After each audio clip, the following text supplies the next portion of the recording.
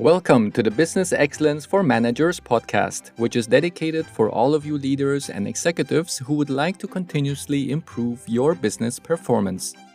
This podcast is sponsored by Wave Business Excellence Footprint, the online training company that cares about your development, your employees' development, and your business performance.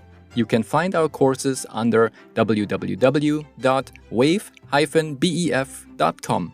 One of the most sold training courses for managers is the Lean Six Sigma for Managers certification. It is a year-long program that boosts team motivation, improves customer satisfaction, tackles process issues, and improves company culture. On the other hand, if you would like to provide your employees with a really good training, then the top courses for employees include the Lean Practitioner certification, which addresses real process problems, and the other two courses are the Green Belt and Black Belt certification, which offers new skills for impactful projects that yield measurable results. Wave also offers the Presentation and Communication Skills course, enhancing presentation abilities for both digital and live scenarios. In today's episode, we delve into the realm of optimizing leadership skills, company culture, and boosting Mojovation, as a word frequently used by Joe Apfelbaum. Joe is the CEO and founder of Ajax Union, a B2B digital marketing agency in Brooklyn, New York. With his expertise as a business strategist, LinkedIn authority, and certified Google trainer, he empowers others through seminars, webinars, and insightful articles in the area of digital marketing, professional networking, and personal growth. He is also an author of various books. Joe has built several multi-million-dollar businesses. Personally, I find Joe's energy and positivity to be incredibly inspiring. His mission is to guide 1,000 hungry entrepreneurs from a state of frustration to a state of, as Joe would call it, Mojovation, achieved through impactful online courses, books, and speaking engagements. I'm thrilled to introduce you to my amazing guest, Joe. Hi, Joe, and welcome to Business Excellence for Managers podcast. Oh, thank you so much for having me. I'm really excited to be here today. It's great having you here. And there's one question I love to ask all of my guests at the beginning of each of these podcasts, and that is, how did you get to your passion? How did you get to where you are today? What was your story? You know, they say that if you love what you do, you'll never work a day in your life. For me, it wasn't so much about loving what I do, but it's more loving how I do it.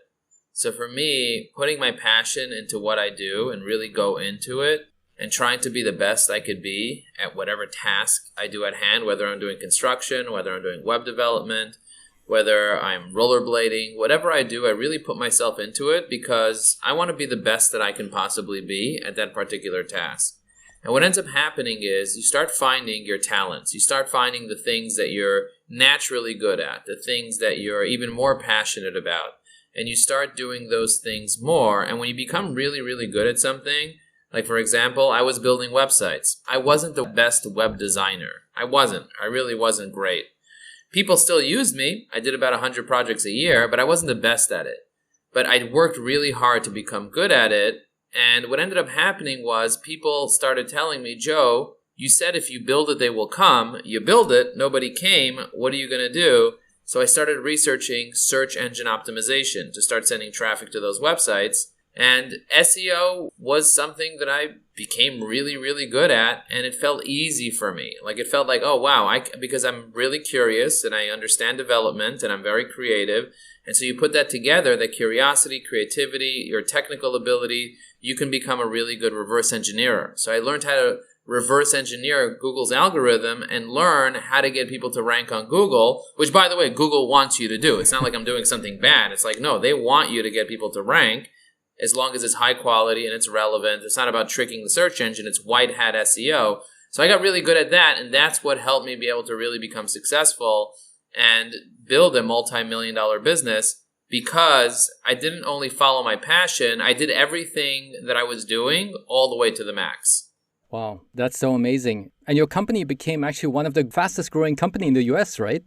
Yeah, so we were featured on the Inc. 500. We were number 178 on the Inc. 500. Now it's called the Inc. 5000 because there's many more fast-growing companies out there, so they include many more companies. But we had an 11,000% growth over 3 years. We grew very, very quickly, and we've had close to 100 employees in our business. For us, it was about making a difference for our clients, and we've serviced over 1,100 clients. And we've been in business for 15 years. And we absolutely love making a difference for our employees, making a difference for our clients. We want to have amazing clients, amazing employees, so we can create amazing synergy. Yeah, fantastic. And there's something that I've seen quite often when I'm reading about what you have been doing in the past, and there's the word called Mojovation. Could you tell us more about that? So I believe that motivation is something that you need to cultivate every single day. So if you have a good motive, if you have a good purpose, if you have a good meaning, if you have a good reason, you're going to have a lot of feeling towards actually getting something moving forward. But if you don't know who you are, if you don't know yourself, if you don't trust yourself, if you don't love yourself, then even if you have a good purpose, you're still not going to take action. So motivation is a combination of knowing yourself, loving yourself, expressing yourself, and having a very strong purpose. The reason I chose the word mojo or mojovation because people said that they wanted more of Joe. So mojo is more of Joe. That's the idea. And I kind of like that. It's like when you're all on, when you're like fully on, when you're excited about something, when you're passionate, when you're enthusiastic, enthusiasm is contagious. So motivation is about being excited. It's about being passionate. It's about being enthusiastic. It's about loving yourself, and it's about being motivated to accomplish your goals. Yeah. Wow, that's so amazing. It's like when I think about a music band, when they're out there on stage and they're playing music and they feel the feedback coming from the audience and they're getting all that energy from the audience. And I think the same can be applied to us as leaders and managers when we are in a corporation and we see the feedback coming from our employees and see how they're performing and that they're developing. And that really gives us personally like that motivation and motivation ourselves. So it's really like that energy loop that you get in. People get motivated, you get motivated, and it's just, as you said, it is contagious. Yeah, and it transfers. Yeah. It transfers not just from one person to another person, but it transfers from day to day. Yeah. So if I have a bad day and I allow that day to not make me have enthusiasm and passion, that can spiral into multiple days of me not being excited. Yeah. So you want to try to keep your enthusiasm and your motivation up. Yeah. And once your employees have that, then definitely your clients will feel it too. And the clients will say, hey, I prefer to work for them than for another company who doesn't have any of that motivation. Yes, people want to work with other people that are excited about what they're doing. Yeah, definitely. Wow. From your perspective, what are the traits of a good leader? I believe that there is a book called The 7 Habits of Highly Effective People that everybody should read. And a lot of those traits are spoken about in that 7 Habits of Highly Effective People. For me, it's about problem solving. It's not one of the 7 habits, but if you are the type of person that is excited about solving problems, not that you're running away from the problems, you're like, oh, another problem. I don't believe a problem is a roadblock. I believe a problem is an opportunity, a challenge for you to overcome. And if you have small problems, then you're not making a big impact. If you have big problems, the bigger the problem, the bigger the impact. And so what I want you to really think about as a leader is, what is your relationship with problem solving? Here's another thing that I think leaders need to cultivate. It's curiosity. Often we don't want to ask questions because we don't want to hear the answers to those questions. But asking questions help us be able to shift our focus. They say that the quality of your life will be determined by the quality of the questions that you're asking about your life and your business. And so having curiosity is something that can be cultivated. Same thing with creativity.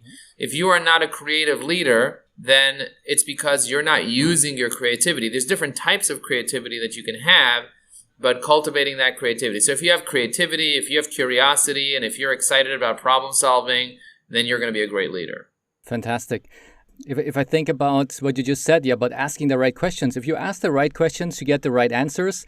That's just the beginning. And that's why one of the tools that we see in project management is the 5 why.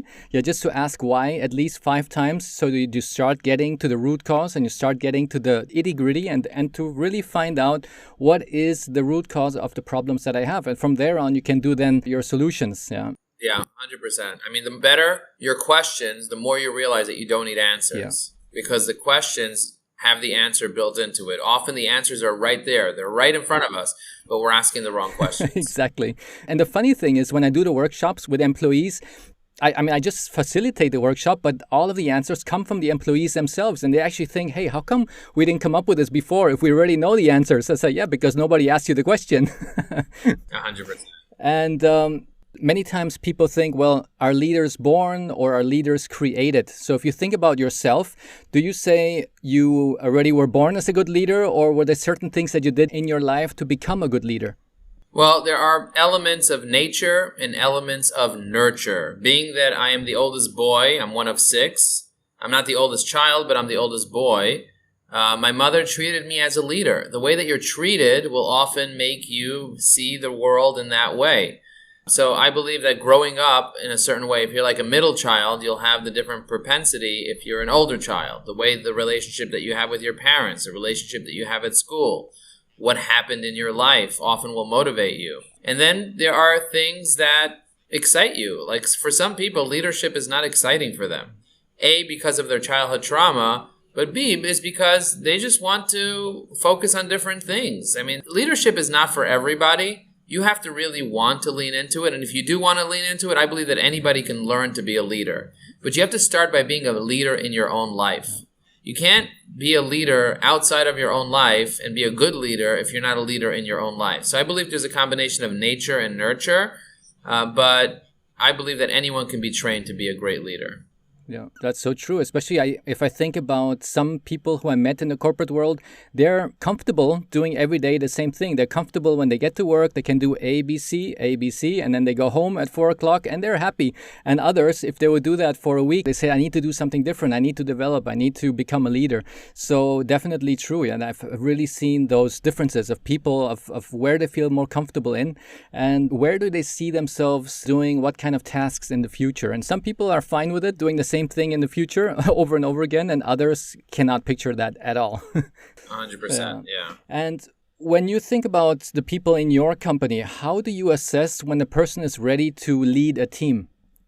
Well, they have to want to lead a team. That's really it. You know, a lot of the times they just don't want it. There's something called the GWC. Have you read a book called Traction? No, I have it on my list though, but I haven't read it yet. It's a great book, and he talks about when you're assessing your people, you have to get it, you have to want it, and you have to be capable of it.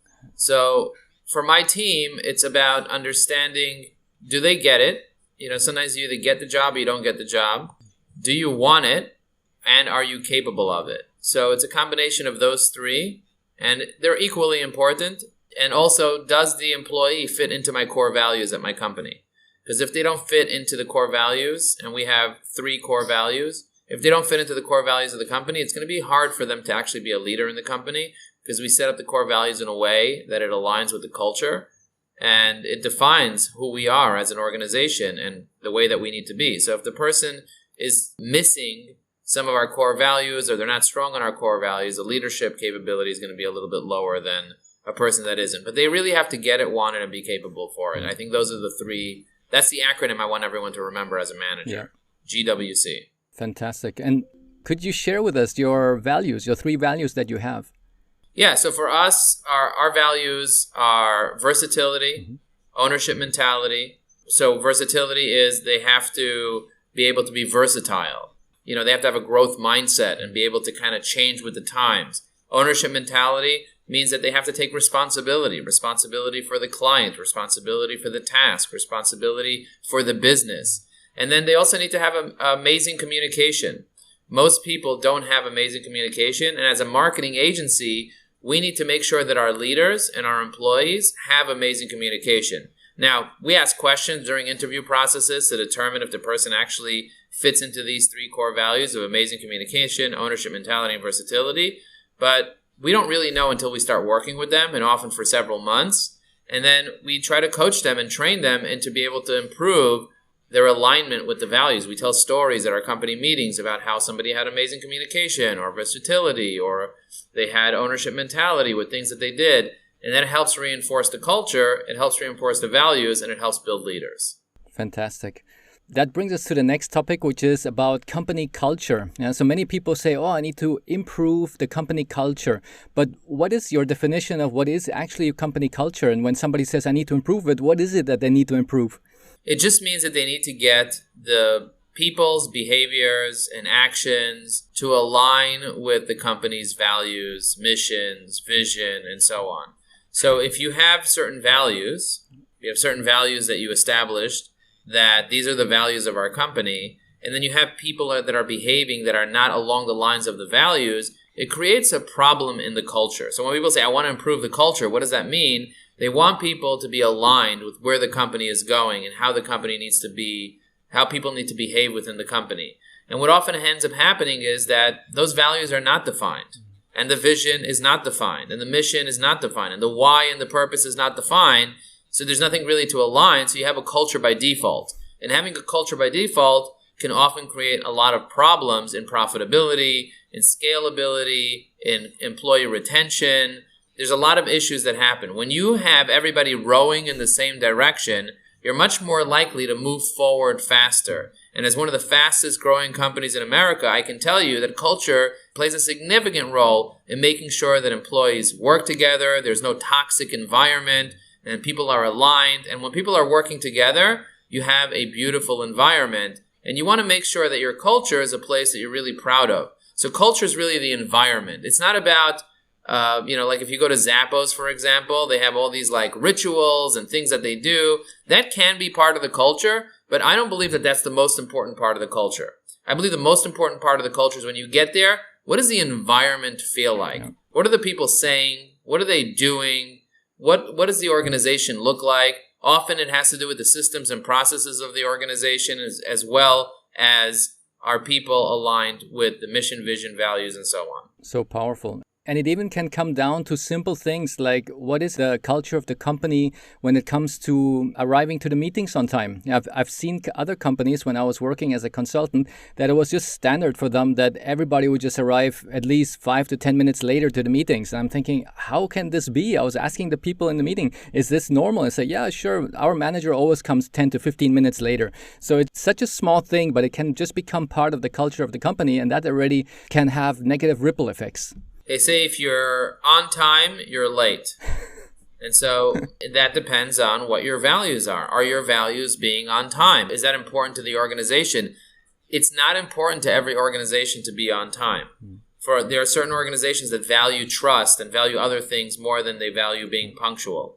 But if punctuality is something that's really important for your organization, making sure that you hire people that are punctual is important. Because there are certain people that are just always running late, especially if they're not in Germany. They're always running late. Like in South America, you plan to have a wedding, make sure that you plan it tell people 3 hours before they're supposed to make it, because that is the culture of the nation in South America. That's just basically how people behave in certain countries in South America or in Central America. So my recommendation is identify what's really important in your company and then make sure that you have few rules and you repeat them often. Fantastic.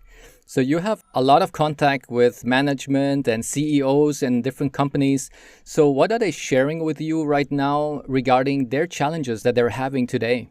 What I hear that people are challenged right now is recruiting, finding employees that want to work. There's something called the Great Resignation. Have you heard of that? Where people are kind of just not wanting to work anymore and they want to freelance or they want to live a life that's more of like a lifestyle life. You know, they want to be able to travel. They want to be able to enjoy life. They want to be able to do things other than sit by a desk and work at a computer for 8 hours a day.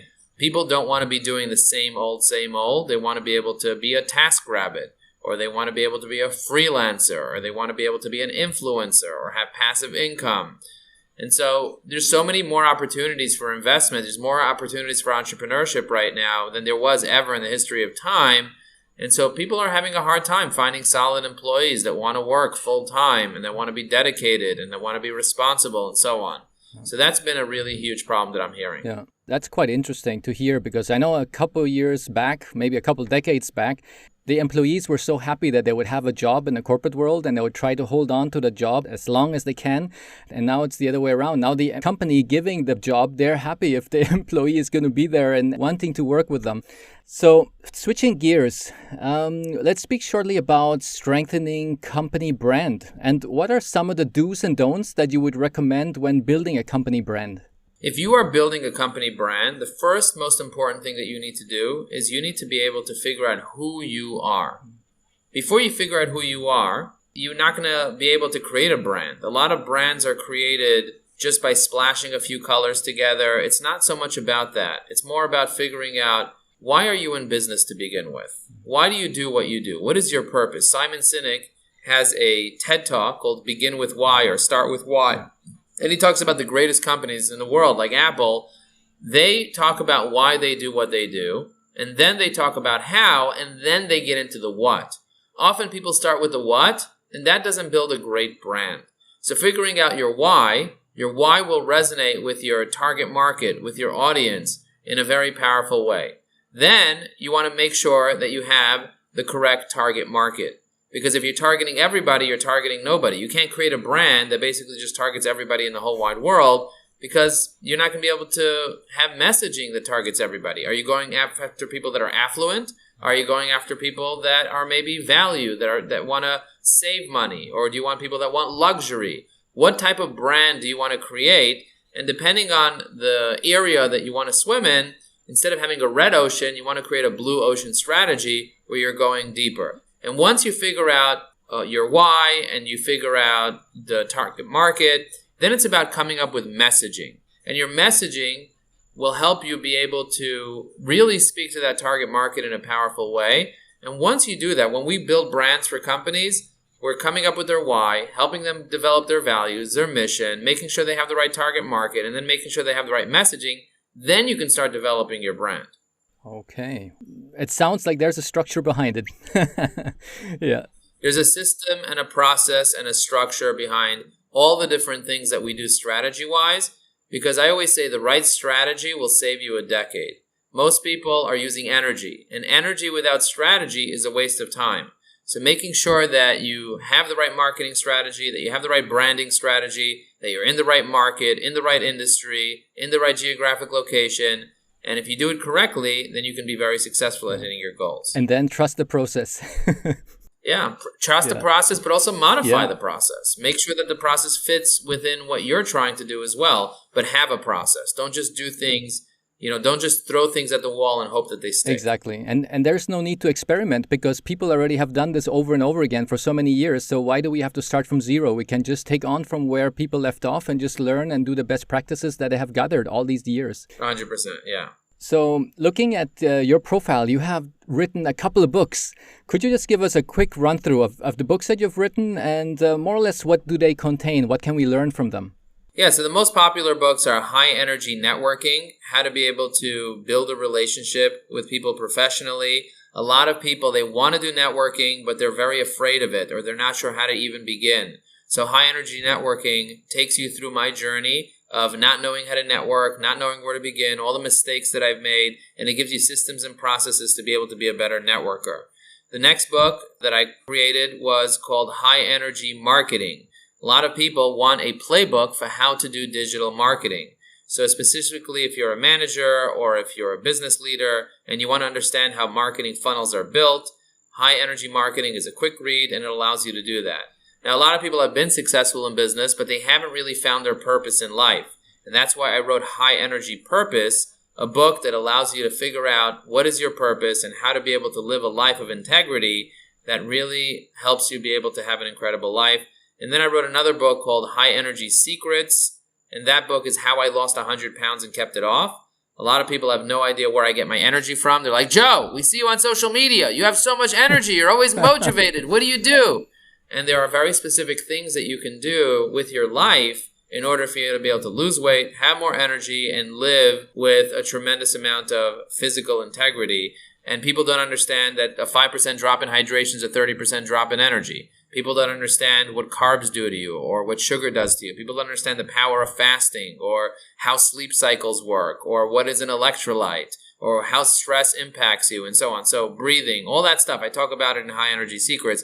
So those are some books that people can check it out. If they go to Amazon and they just search Joe Apfelbaum, they can find High Energy Networking, High Energy Marketing, High Energy Purpose, High Energy Secrets, and there's more. Yeah, fantastic. Well, that's so amazing. I'm also writing a book at the moment. What is your secret to be focused and constant with the book? Do you like block a certain number of hours in the morning or in the evening? What was your secret to just get on with it and just progress with writing the books? So the first thing you want to do is you want to create a table of contents. So if you're writing a book, the first thing you want to do is you want to make sure, okay, I have a solid table of contents. So you're not just basically just writing a book from scratch. You have no criteria of what to write about. Once you pick your topic, create your table of contents, break it down. Every part of your table of contents should be like an article that you're going to write. And then set a schedule that every single day you're going to write a certain amount of words. Yeah. I used to think that I have to write for a certain amount of time. Writing for a certain amount of time is a recipe for disaster because sometimes I would sit down for 2 or 3 hours and not write anything. But if I set myself that I'm going to write on this topic a certain amount of words, then I just go for it. It doesn't need to be perfect because writing is human and editing is divine. I read that in a book called On Writing by Stephen King. I'm sure you've heard of Stephen King, one of the greatest fiction writers, and he actually wrote a nonfiction book. So Stephen King wrote this book called On Writing, and he wrote this nonfiction book that talks about his own personal struggles and his journey, and then he gives a lot of tips on how to write.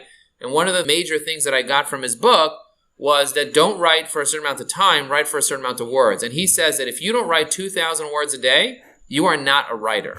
So you just have to commit yourself to writing 2,000 words every single day. And I post on LinkedIn every day. So often I'm writing and I'm posting on LinkedIn, which LinkedIn has an already built-in audience. It has one of the highest organic reach.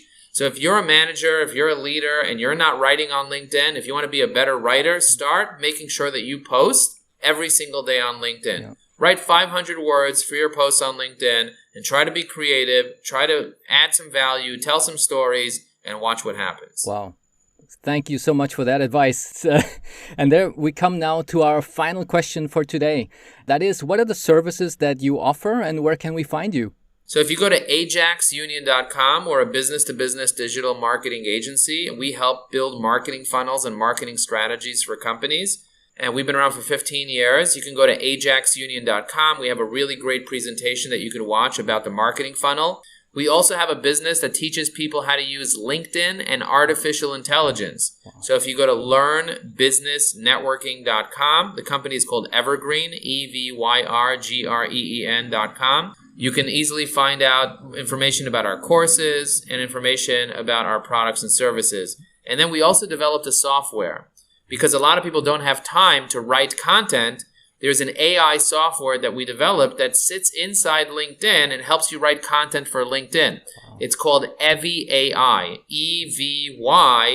EVYAI.com. So if you go to EvyAI.com, EVYAI.com, you can download the Chrome extension for free. It'll help you generate comments. It'll help you write posts. It'll help you to reply to direct messages, create invitation notes.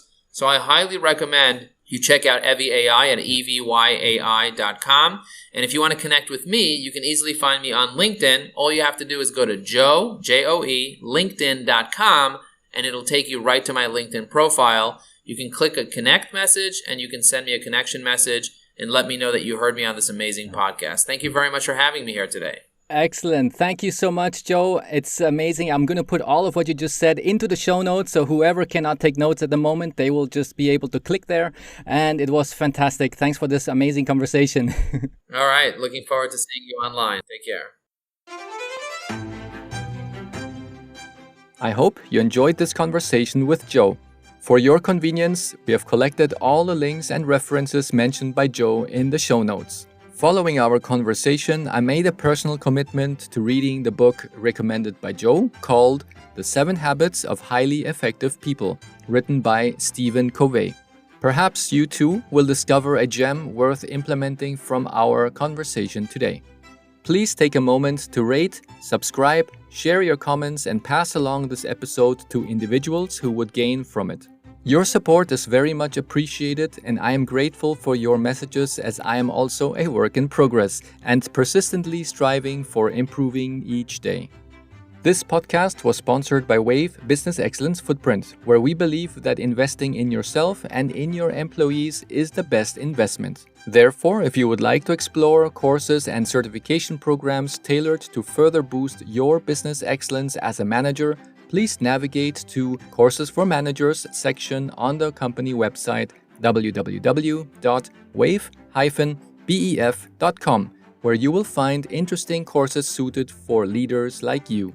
Alternatively, if you aim to further develop the capabilities of your team members and high achievers, enabling them to contribute even more significantly through new problem-solving methods and skills, then Courses for Employees tab on our website is your destination. We have carefully designed these courses to empower your employees to enhance the organization's value. Should you already have team members certified in any Lean Six Sigma level, we offer supplementary courses for their continued growth as well. Thank you, stay tuned, and see you in the next episode of Business Excellence for Managers.